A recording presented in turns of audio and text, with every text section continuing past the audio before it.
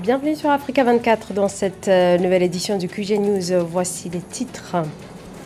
Crise diplomatique entre le Maroc et l'Algérie. L'Organisation de la coopération islamique et la Ligue arabe invite Rabat et Alger à la retenue afin d'éviter une nouvelle escalade.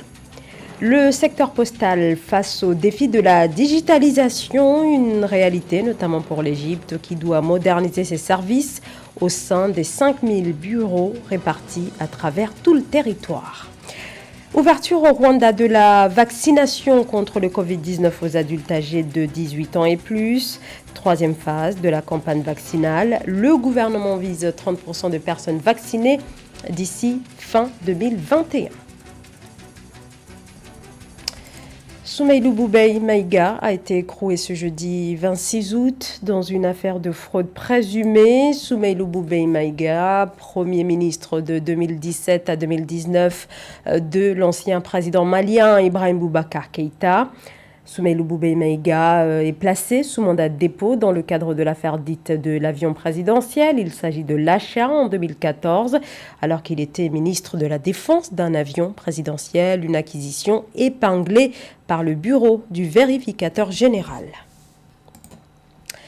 L'Organisation de la coopération islamique, la Ligue arabe et l'Arabie saoudite appellent l'Algérie et le Maroc au dialogue afin de résoudre la crise diplomatique qui les oppose. Une invitation pour parler donc après la décision de l'Algérie qui a annoncé mardi la rupture de ses relations diplomatiques avec le Maroc, invoquant des actes hostiles, incessants, perpétrés par le Maroc contre l'Algérie. Marie-Raphaël Antolo. Dans l'optique de résoudre les mésententes qui prévalent entre l'Algérie et le Maroc, l'Organisation de la coopération islamique, la Ligue arabe et d'autres pays frères ont appelé les deux parties au dialogue le 25 août 2021. Les deux pays ont par ailleurs été exhortés par la coopération islamique à faire preuve de retenue et d'éviter toute autre escalade. Concernant l'historique d'une rupture de relations diplomatiques entre deux voisins, on a là un précédent malheureusement qui risque de ternir davantage les relations entre l'Algérie et le Maroc. Il y a une chose qu'il faut noter, c'est que tout ça est dû à de nombreuses provocations qui sont récentes et qui ont, j'allais dire, fait déborder le vase, notamment l'affaire Pegasus et le rapprochement avec Israël et les nombreux commentaires qui ont été faits et qui mettent l'Algérie dans une position, j'ai envie de dire, assez délicate vis-à-vis de son voisin.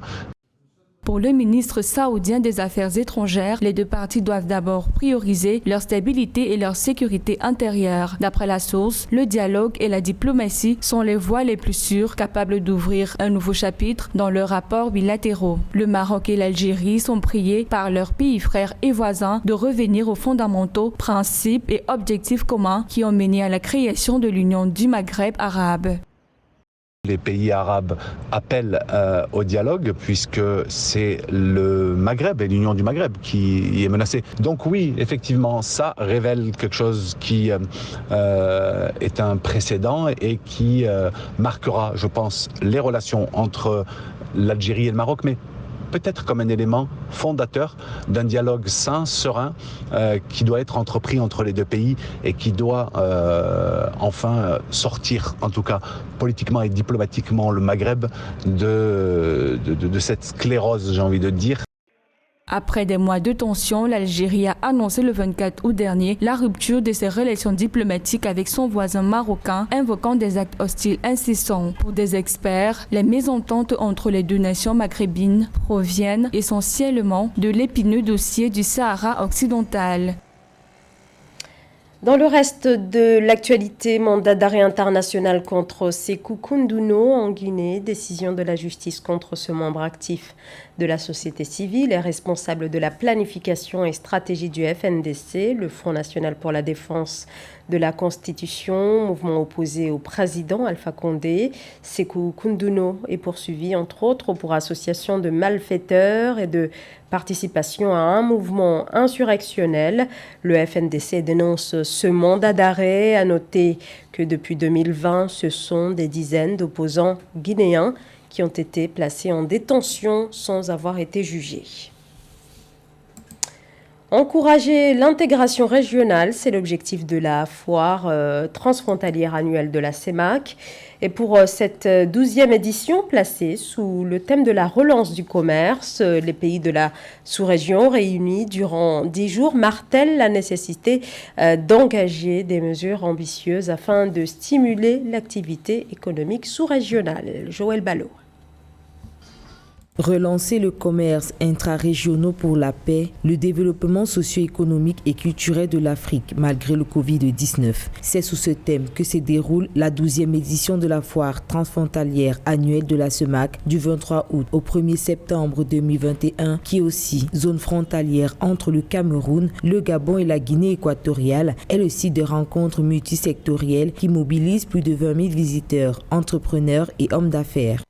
Il s'agit de l'édition post-Covid-19 du Salon.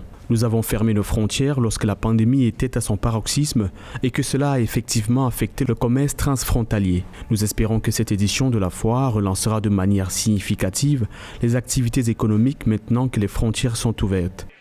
Les activités de la foire reposent sur les expositions ventes, les espaces d'échange entre différents exposants pour d'éventuels partenariats, des ateliers de formation des femmes à la transformation et à la conservation des produits agro-pastoraux. L'Afrotrac 2021 est aussi l'occasion de sensibiliser les visiteurs sur la prévention des conflits, la paix et la sécurité en Afrique.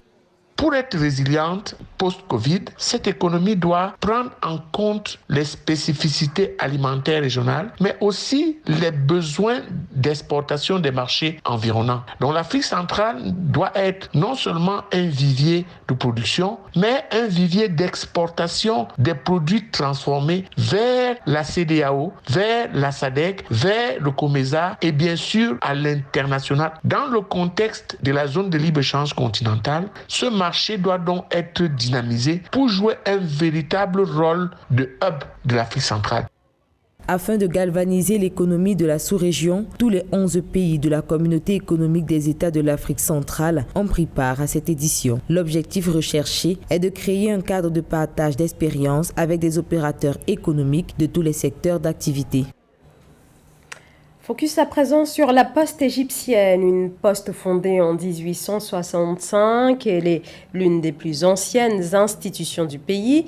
Elle fait désormais face à plusieurs défis, dont celui de la digitalisation. Et passer ce cap est indispensable à la survie des services postaux du pays. Amenedji. Avec plus de 5000 bureaux de poste sur toute l'étendue du territoire national, équivalent à peu près à l'ensemble des bureaux de poste présents dans toute l'Afrique de l'Ouest, l'Égypte est une référence postale. Au fil du temps, utilisant efficacement ses ressources, le pays des pharaons s'est basé sur 3 angles pour réguler sa poste. Entre autres atouts, la culture de l'inclusion financière, la digitalisation, l'essor des plateformes de e-commerce, la cheville ouvrière de la résilience égyptienne observée. Building new branches and new post offices, this is not the only solution. Construire de nouvelles branches et construire de nouveaux bureaux de poste ne sont pas seulement la seule solution.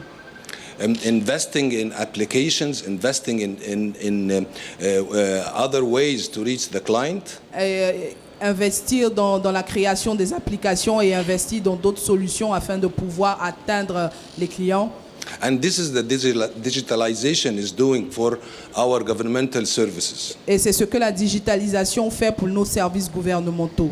Le secteur est riche de 58 institutions gouvernementales qui offrent 58 services en ligne avec un record de 11 millions de transactions par an d'après les chiffres officiels. L'importance accordée à la digitalisation et aux nouvelles technologies est palpable. Yet, the new era of e-commerce is the hope for postal service to do another job, plus the governmental services. Et l'ère de la digitalisation est un espoir pour la Poste et aussi pour les services gouvernementaux. And finally, we are welcoming relationship, whatever the memorandum of understanding, any kind of collaboration with your respective country. Et bien sûr, nous sommes ouverts à toutes sortes de collaborations avec votre pays respectable. L'Égypte est également le premier pays africain au-dessus du Congrès de l'Union postale universelle en 1934. Un choix historique qui lui a sans doute donné un coup d'accélérateur. En 1999, le ministère des Communications et des Technologies de l'Information sera créé, lui permettant ainsi de préparer son entrée dans l'ère du numérique parmi les plus avancés du continent. Le Rwanda ouvre la vaccination contre le Covid-19 aux adultes âgés de 18 ans et plus. Il s'agit de la troisième phase de la campagne de vaccination. Les autorités sanitaires souhaitent accélérer la campagne face au variant Delta. Le pays entend vacciner 30% de sa population d'ici à la fin de cette année et 60% d'ici fin 2022. Marie-Raphaël Antolo. Au Rwanda, la troisième phase de la campagne de vaccination contre la Covid-19 a débuté le 23 août 2021. Cette campagne qui se tient à Kigali inclut désormais les personnes âgées de 18 ans et plus contre celles âgées de 40 ans et plus auparavant. D'après le ministère de la Santé, des équipes mobiles se déplaceront de porte à porte pour vacciner les personnes âgées et les personnes à morbidité réduite. Il faut noter ici que le Rwanda, par cette initiative, est à sa troisième phase de campagne de vaccination contre la Covid-19. Le gouvernement rwandais, par cet acte, veut contenir la troisième vague de Covid-19 qui s'est annoncée dans ce pays, avec des situations de recrudescence de plus de 200 cas par jour. Cette action gouvernementale est à respecter. Elle va permettre au pays de lever le confinement et le couvre-feu, de permettre aux uns et aux autres de vaquer à leurs occupations et surtout au niveau économique, de permettre le déroulement des activités dans la ville de Kigali. Cette campagne vaccinale veut surtout atteindre les travailleurs de tous les secteurs de l'économie, d'après ce qu'ont fait savoir les autorités en vue d'une reprise rapide de l'activité normale. C'est à Kigali, la capitale économique, que la vaccination a débuté en raison d'une propagation plus accélérée du virus. Au niveau sanitaire, les populations doivent être informées sur le rôle réel de la vaccination, qui est celui de réduire la morbidité et la mortalité au sein de la population rwandaise. La méthode de porte-à-porte employée par le gouvernement ciblera les personnes de plus de 18 ans et permettra d'atteindre les travailleurs de tous les secteurs. Une troisième phase de vaccination est indiquée en ce moment où les variants de SARS-CoV-2 sont de plus en plus détectés dans les échantillons des malades. C'est une action que plusieurs pays devraient entreprendre pour anticiper sur une nouvelle pandémie à variant SARS-CoV-2. L'élargissement des critères à la vaccination intervient après la réception de 200 000 doses de vaccins Sinopharm et l'assouplissement des mesures restrictives. Le gouvernement espère vacciner 30% de la population d'ici la fin 2021. Le 2 août dernier, l'exécutif s'est réjoui d'un recul progressif des infections avec un taux de positivité passé de 10 à 4%. Au 25 août, 1,47 million de doses ont été administrées pour 425 000 personnes totalement vaccinées. Les Lions indomptables du Cameroun, une équipe en pleine recomposition. La sélection très attendue se prépare activement aux prochaines compétitions continentales, dont la Coupe d'Afrique des Nations 2022 qui démarre en janvier. Les enjeux sont de taille pour l'équipe recomposée à quelques mois de la compétition. Nathalie Mo. Deux compétitions majeures attendent de l'équipe nationale de football du Cameroun en 2022. Les Lions indomptables sont attendus à domicile lors de la phase finale de la Coupe d'Afrique des Nations 2021 dès le 6 janvier 2022. Ils devront également sortir les griffes lors de la Coupe du Monde au Qatar. L'entraîneur Antonio Conceição a pris la mesure des défis et travaille à la construction d'un groupe solide et compétitif. Está de espírito para esta fase. É evidente que nós temos que programar as coisas para além de...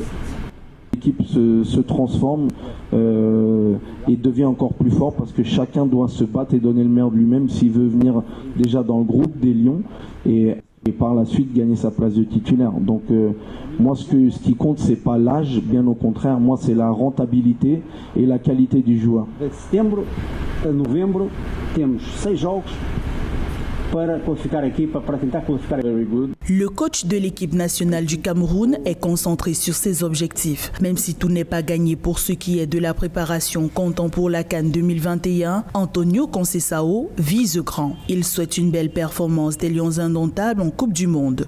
Pour lui, faire de bons résultats lors des qualifications pour la compétition mondiale face au Malawi et à la Côte d'Ivoire sera l'indicateur des capacités de son équipe.